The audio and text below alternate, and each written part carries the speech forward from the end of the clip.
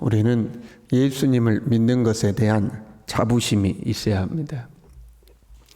언젠가부터 우리 사회가 교회 다니는 것, 예수님 믿는 것을 감추고 사는 것을 미덕인 것처럼 여기게 되었습니다.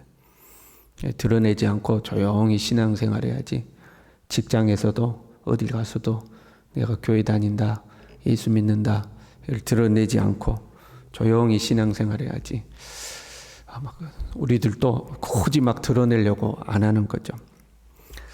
사회적인 비난이 거세진 이유가 분명히 있습니다. 코로나 때도 온갖 욕설과 비난이 교회를 향해 있었죠. 또 정치적으로 양극단으로 갈라졌는데 그 양극단에 종교인들이 또 서 있는 겁니다. 그러다 보니까 양쪽에서 다 욕을 먹는 거죠. 그런저런 이유로 예수님을 믿는 것을 예수님 믿는 것에 대해서 비난을 이제 받는 경우들이 많이 있습니다. 그럼에도 불구하고 우리는 예수 믿는 것을 자랑스럽게 여겨야 됩니다. 사실 가만 생각해 보면 수십 년 전에 복음이 우리 지역에 처음 들어올 때 지금보다 훨씬 핍박이 많았습니다. 그래도 예수 믿는 것을 감추지 않았죠. 교회 다니면서 교회 다닌다고 때로는 맞기도 하고 욕도 들었지만 그래도 예수 믿는 것을 자랑스럽게 여겼어요. 사람들 앞에서 주님과 복음을 부끄러워하면 예수님이 다시 오실 때에 천사들 앞에서 우리를 부끄러워하신다고 하셨습니다. 우리가 예수 믿는 것을 부끄럽게 여기면 안 돼요. 세상의 소리에 속으면 안 됩니다. 세상은 우리에게 예수 믿는 것을 드러내지 못하게 하죠. 복음을 드러내지 못하게 하죠. 그러나 우리는 예수님 믿는 것을 감추고 사는 사람들이 아니라 드러내고 사는 사람들. 복음을 전하고 살아야 하는, 그게 우리의 사명이잖아요. 어딜 가든지 예수 믿는 거 다 감추고 안 믿는 것처럼 이렇게 사는 것이 아니라 예수 믿는 것을 드러내고 복음을 증거하고 그렇게 살아야 하는 거죠. 하나님 앞에서 받은 우리의 직분도 자랑스럽게 여겨야 합니다. 주님의 몸된 교회에서 받은 직분을 소홀히 여기면 안 됩니다. 간혹 그런 분들이 있어요. 그 집사 그거 별거라고. 권사 그거 뭐라고 이거. 장로가 별거냐? 목사가 뭐 별거야? 그거 뭐 별거라고. 교회에서 주어지는 직분을 소홀히 여기는 거죠. 세상에서 주어지는 명예와 직분은 귀하게 여기면서 그 사람 이번에 뭐 됐대? 그 사람 어떤 자리에 올라갔대? 그건 귀하게 여기죠. 그러면서 주님이 주신 직분은 소홀히 하는 거죠. 여러분, 직분을 통해서 하나님이 우리를 교회로 부르시고 우리에게 직분을 주시고 그 직분을 통해서 성도들을 가르치고 권면하는 것을 자랑스럽게 여기고 즐겁게 여겨야 합니다. 내가 누군가에게 말씀을 가르치고 내가 누군가의 신앙에 권면을 하고 그래서 그 사람이 하나님 앞에 조금 더 가까이 가고 이런 것이 우리에게는 즐거움이 되어야 돼요. 그게 우리의 자랑이요 기쁨이 되어야 하는 거죠. 만약에 우리가 이러한 것들을 소홀히 여긴다면, 이런 것들을 별것 아닌 것으로 여긴다면 복음과 예수 그리스도 주님의 나라를 별것 아닌 것으로 여긴다는 반증이에요. 왜요? 예수님은 한 영혼을 부르시고 한 영혼을 부르셔서 주님의 몸된 교회를 세우시고 그 교회에 직분을 두셔서 직분을 맡게 하시고 그 직분을 통해서 다른 사람에게 복음을 전하고 다른 사람들을 양육하게 하시고 그걸 통해서 하나님의 나라를 확증하도록 하셨어요. 그런데 우리가 그 교회도 복음도 직분도 다 별것 아닌 것으로 여겨요. 그러면 예수 그리스도의 복음을 뭐 별것 아닌 걸로 여기는 거예요. 그거 예수님을 별것 아닌 것으로 여기는 거죠. 14절에요. 내 형제들아 너희가 스스로 선함이 가득하고 모든 지식이 차서 능히 서로 고난하는 자임을 나도 확신하노라. 너희도 서로 권면할 수 있는 신앙 수준이다 이런 말이에요. 너희들도 다 선함이 가득하고 지식도 가득해서 다른 사람 능히 권면할 수 있는 그런 수준의 사람들이다. 그리고 15절에요. 하나님께서 내게 주신 은혜로 말미암아 더욱 담대히 대량 너희에게 썼노니 너희도 다 권면할 수 있는 신앙이 있는데 특별히 내가 더 매우 담대하게 너희에게 권면한 것은 하나님이 내게 주신 은혜를 힘입어서 한 거다. 다 너희들도 권면할 수 있는 신앙 수준이 있는 거 알지만 내가 특별히 더 담대하게 너희들을 권면하는 것은 하나님이 내게 주신 은혜가 있기 때문이다. 그 은혜가 무엇이냐? 16절에요. 이 은혜는 곧 나로 이방인을 위하여 그리스도 예수의 일꾼이 되어 하나님이 나를 일꾼으로 세우셨다. 특별히 이방인을 위한 일꾼으로 하나님이 나를 선택해서 세우셨다. 이 말이에요. 그 은혜 때문에 내가 더 담대하게 권면하고 있는 거다. 그런 말씀이죠. 하나님의 복음의 제사장 직분을 하게 하사 나를 이방인의 일꾼으로 세워서 하나님의 복음의 제사장 직분을 하게 하사 이방인을 제물로 드리는 것이 성령 안에서 거룩하게 되어 받으실 만하게 하려 하심이라. 복음을 전하여 예수님을 믿게 하고 믿음 안에서 성장하도록 하여서, 그리고 믿음 안에서 성장한 자기 자신들을 하나님 앞에 산 제물로 바치게 하는 그 직분을 바울이 받았다는 거예요. 그걸 복음의 제사장이다. 내가 복음의 제사장이 돼서 특별히 이방인들에게 복음을 전하고 복음을 받아들인 이방인들이 믿음으로 성장해서 자기 자신을 하나님 앞에 산 제물로, 거룩한 산 제물로 바치게 하는 그 직분을 내가 하나님 앞에 받았다 하는 거죠. 여러분, 그러고 보면 우리는 하나님 앞에 제물로 바쳐진 사람들이에요. 그래요, 안 그래요? 누군가가 복음을 전했잖아요. 지금 바울은 복음을 전해서 복음을 받아들인 사람을 하나님 앞에 제물로 바쳤다고 표현하고 있는 거거든요. 그러니까 우리도 복음을 받아들였으니까 하나님 앞에 제물로 바쳐진 사람들이, 뿐만 아니라 하나님 앞에 제물로 바쳐진과 동시에 복음의 제사장들이 되었어요. 우리도 복음을 증거하는 사람들이 됐다 이 말이에요. 바울은 이것을 자랑스러워했어요. 17절에요. 내가 그리스도 예수 안에서 하나님의 일에 대하여 자랑하는 일이 있거니와. 자랑하는 거예요. 내가 복음의 제사장 되어서 이방인들에게 복음 전하고 그들을 산 제물로, 거룩한 산 제물로 하나님 앞에 바친 거, 내가 자랑스러운, 그건 자랑스럽다는 거예요. 사실 바울은요, 인간적으로 자랑할 것이 많은 사람이었어요. 히브리인 중에 히브리인이요, 가말리엘 문화에서 공부한 사람이고, 가문도 짱짱했고, 율법에 있어서는 흠이 없던 사람이고, 그 젊은 나이에 그 유대인 사이에서 아주 잘 나가던 사람이었어요. 인간적으로 자랑할 것 많았어요. 그런데 이 모든 것을 배설물로 여겼어요. 그리고 자신이 복음의 제사장 되어 이방인을 하나님 앞에 산 제물로 바친 거, 그걸 자랑스러워. 그게 자랑거리. 우리도 이걸 참 본받아야 돼요. 우리에게 이런 자부심이 있어야 됩니다.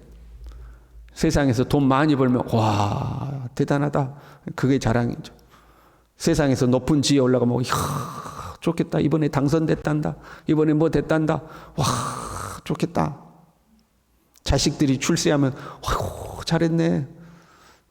우리 상사로 넘어가다 보면요, 이 상사는 그런 풍습이 있는 것 같아요. 어떤 집 자식들이 뭐 되면 프랑카드를 그렇게 많이 겁니다. 누구 씨 아들 누가 변호사 시험 합격했다, 사무관에 합격했다. 그 제가 볼 때는 별것 아닌 것 같은 것도 프랑카드 막 걸어놓고 그래요. 뭐 됐다 이렇게. 그 이제 동네 풍습이 그런 것 같아요. 막 그런 건, 야, 자랑, 누구 집 아들이 이번에 뭐 됐대, 누구 집 아들이 이번에 뭐 됐대, 막 자랑스러워. 와, 이번에 누구 집이 비싼 차 샀대, 차 얼마짜리 샀대, 야, 좋겠다. 뭐 이런 거 자랑거리. 그런 게 아니라 내가 하나님의 일꾼이 되어서 복음을 전하고 한 사람을 전도하고 그 영혼을 양육하고 그 사람이 믿음으로 성장하고, 그게 우리의 자랑거리가 되는 거예요. 그게 우리의 자랑거리가 돼야 되는데, 거기에 대한 우리의 자부심이 있어야 된다. 우리도 자꾸 세상 것은 귀해 보이고 하나님의 복음을 전하는 것은 뭐 별거 아닌 것처럼 보이고, 이게 사실은 바뀌어야 되는데, 세상 것은 배설물처럼 여기고 복음을 증거하는 것은 뭐 우리의 자랑이 되어야 되는데, 특별히 바울이 더 자랑스럽게 여긴 것은요, 20절에요. 내가 그리스도의 이름을 부르는 곳에는 복음을 전하지 않기를 힘썼노니 이는 남의 터 위에 건축하지 아니하려 함이라. 내가 첫 번째로 복음의 제사장이 되어서 이방인에게 복음을 전하여 그들을 산 제물로 하나님 앞에 바친 거, 내가 두루두루 복음을 전한 거, 그거 내 자랑이다. 그리고 특별히 더 자랑할 거 있는데 남이 닦아놓은 터 위에 내가 복음을 전하지 않았다. 이것이 바울의 자랑이었다 하는 거예요. 참 깊이 생각해야 될 말씀이죠. 오늘날은 전도가 참 힘들다고 그럽니다. 교회마다 순수하게 예수님을 안 믿다가 복음을 받아들여서 예수 믿어 교회 나온 사람이 많지 않다고 그러죠. 막 부흥하는 교회들도 가만 보면 거의 수평 이동이 많습니다. 원래 예수 믿던 사람이 교회를 옮겨가지고 부흥되는 거죠. 정말 간혹 가다가 진짜 불신자들이 예수 믿고 부흥하는 교회 간혹 가다가 있는 것 같아요. 현대 교회는 거의 대부분이 수평 이동하는 거죠. 교회가 의도하지 않아도, 교회가 그런 수평 이동을 의도하지 않아도 요즘 성도들은 또 그렇게 잘 찾아다니는 것 같아요. 그냥 어디 교회 좋다더라 그러면 그 교회로 싹 가는 거죠. 저 서울 쪽에 어떤 교회 목사님 한 분이 개척을 했는데, 유명한 목사님이 개척을 했는데 3개월 만에 몇천 명이 됐다고 그래요. 그 목사님의 명성 때문에 사람들이 그 목사님이 교회 시작했대, 그 막 싹 모여드는 거예요. 이제 그런 식으로 되는 거죠.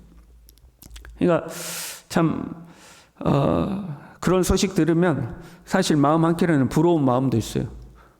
인간적으로 우리 교회도 그렇게라도 부흥됐으면 좋겠다. 이제 그런 마음 있는 거죠. 불신자가 됐든 헌신자가 됐든 누구라도 와서 좀 교회가 부흥됐으면 좋겠다. 이제 그런 마음이 인간적으로 있기는 하죠. 물론 이제 우리 사회는 교회를 못 정하신 분들 있잖아요. 예수님을 믿고 신앙생활을 하고 싶은데 자기에게 맞는 교회를 못 찾아서 교회를 못 정하시는 분들이 그렇게 교회를 찾기 위해서 다니는 부분이 있죠. 그런데요, 자기 마음에 100% 든 교회는 없습니다. 100% 마음에 든 교회는 없어요. 왜 그러냐면요, 왜 그렇게 교회를 딱 못 정하냐면 교회로부터 뭔가를 공급받으려는 마음이 크기 때문에 그렇습니다. 주님의 몸된 교회에서 내가 봉사하고 헌신한다는 개념을 가져야 되는데 이미 예수님을 믿은 사람들은 그래서 내 자신을 희생하고 주님의 몸된 교회에서 헌신한다, 이제 이런 마음을 품으면 좀 부족한 부분이 있어도 헌신할 수 있는데, 뭔가 내가 그 교회에서 내가 원하는 것을 100% 얻으려고 하니까 이것도 마음에 안 들고 저것도 마음에 안 들고 이런 부분도 아쉽고 저런 부분도 아쉽고 이제 이렇게 되는 거죠. 그래서 교회를 정할 때는 주님의 인도를 구하고 주님이 나를 이곳으로 보내셨구나 싶으면 마음에 들든 안 들든 거기서 뿌리를 내리고 헌신을 해야 되는 거죠. 헌신, 예수님을 믿고 좀 성장하면 헌신해야 되는 거거든요. 그런데 시대가 점점 그렇지 못하는 것 같아요. 유튜브가 발전하면서 그런 현상은 더 심해졌어요. 우리 교회야 조회수가 얼마 안 돼. 그냥 우리 새벽 예배 못 나오신 분들 중에 그냥 예배 설교 말씀 듣고 그러는데, 큰 교회들은 막 조회수가 수십만 건이 되잖아요. 그러니까 우스갯소리로 그런 이야기가 있어요. 은혜는 유튜브로 받고 교회에서는 봉사만 한다. 자기가 다니는 교회에서는 말씀의 은혜 못 받고 그냥 교회에서는 직분마다 봉사하는 거고, 은혜는 유튜브로 그냥 큰 교회 목사님들 설교 듣고 은혜 받는다, 이제 이런 개념이죠. 그러다가 자기 교회에서 문제 생기면 이제 교회 자기가 은혜 받던 그런 교회로 옮기는 거죠. 여러분, 만약에 전국의 교회가 유튜브를 동시에 안 하면 어떡할까요? 제가 혼자 생각해 봤어요. 그냥 교회 법으로 정해 모든 교회는 유튜브 설교를 못하게 탁 막아. 그러면 여러분 재밌지 않겠어요? 그러면 더 낫지 않을까요? 더 안 좋을까요? 장단점이 있겠죠. 바울은 남의 터 위에 건축하지 않은 것을 특별한 자랑으로 여겼어요. 내가 남의 교회는 안 뺏어왔다 이 말이에요. 우리 시대로 말하면 내가 다른 교회 교인들 안 받았다. 이거를 자기의 특별한 자랑으로 여겼다는 거예요. 주의 소식을 받지 못한 자들이 볼 것이요 듣지 못한 자들이 깨달으리라. 복음을 듣지 못한 자들에게 복음을 전하려고 애썼다는 거예요. 이미 복음을 들어 예수 믿는 사람 말고 복음을 못 듣는 사람들, 그 사람들에게 복음을 전하려고 애를 썼다는 거예요. 그게 자기 자랑이라는 거예요. 우리 교회에도 이런 역사가 있었으면 좋겠어요. 그 아멘 조금 매 새벽에도 우리 교회도 여러분 이런 역사가 있기를 기도하시길 바랍니다. 그냥 되는 것이 아니었어요. 18절 후반부터 보면 이렇게 됐어요. 그 일은 말과 행위로 표적과 기사의 능력으로 성령의 능력으로 이루어졌으며, 말과 행위로 표적과 기사의 능력으로 성령의 능력으로 이런 여러 가지 방편들에 의해서 이런 복음 증거의 역사가 나타났다 하는 것. 우리에게도 말과 행위가 표적과 기사의 능력이 성령의 능력이 우리에게도 나타나서 영혼을 구원하는 그런 역사가, 한 영혼을 구원하고 그 영혼을 하나님 앞에 산 제물로 바치는 그런 즐거움이 우리에게도 있기를 간절히 바랍니다.